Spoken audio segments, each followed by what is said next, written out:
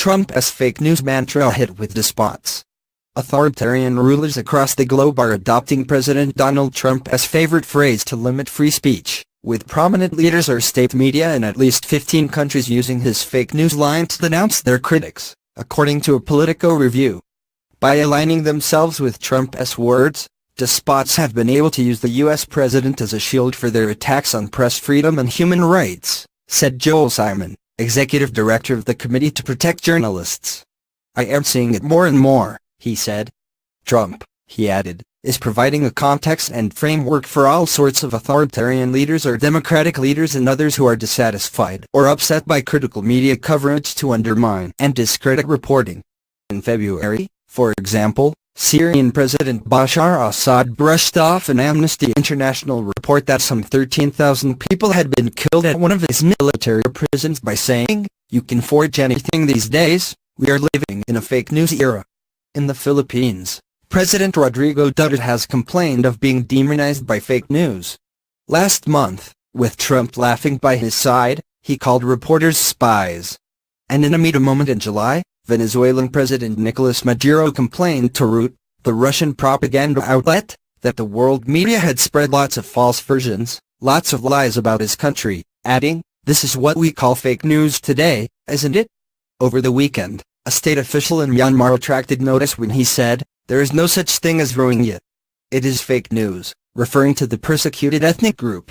Those are hardly the only examples of Trump's phrase being deployed internationally. In March, Chinese state media dismissed a prominent rights activist's account of torture as fake news. And in May, the People's Daily ran an op-ed with the headline, "Trump is right, fake news is the enemy," something China has known for years. During a July press conference in Warsaw with Polish President Andrzej Duda, Trump complained about fake news CNN, before turning to Duda and asking if he dealt with the same problems. Duda, who has cracked down aggressively on the press, smiled and nodded.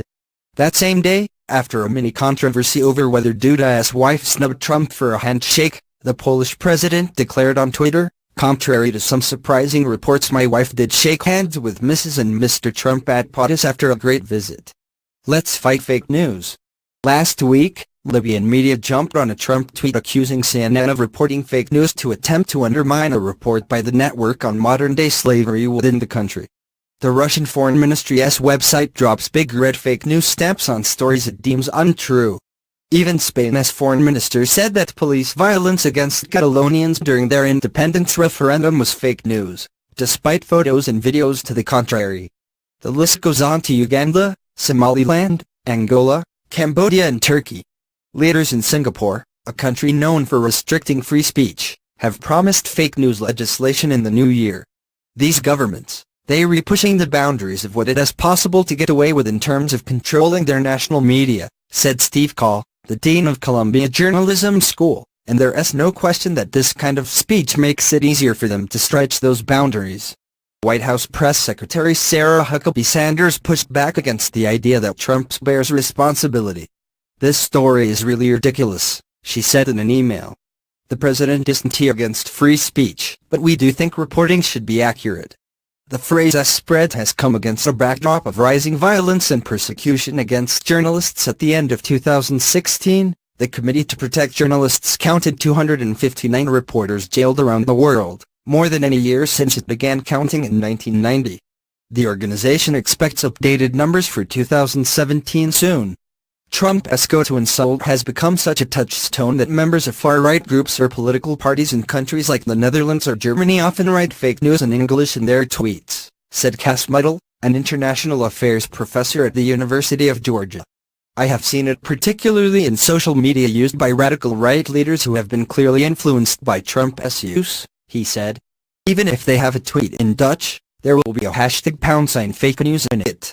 Ironically, you could call this the soft power of the U.S., he said. The U.S. always had massive soft power, you just think about hip-hop or McDonald's. Trump has claimed that he invented the term, but in reality, it predates him. In the initial 2016 election conception, fake news described fabricated news stories meant to deceive readers, primarily on social media. But shortly after his election, Trump began using it to refute mainstream news stories or entire outlets he disagreed with. He took this term that had been used against him and turned it into a weapon against the media itself, Simon said. The meaning has been so diluted and distorted that it has just become an insult without a lot of meaning. As a result, Call said, it has obscured the concerns around actual fake news. We've lost the engagement through that phrase with something that is truly new and important, he said. It meant originally to refer to something distinct, but it no longer does, and that is kind of an achievement of the president's appropriation of the term.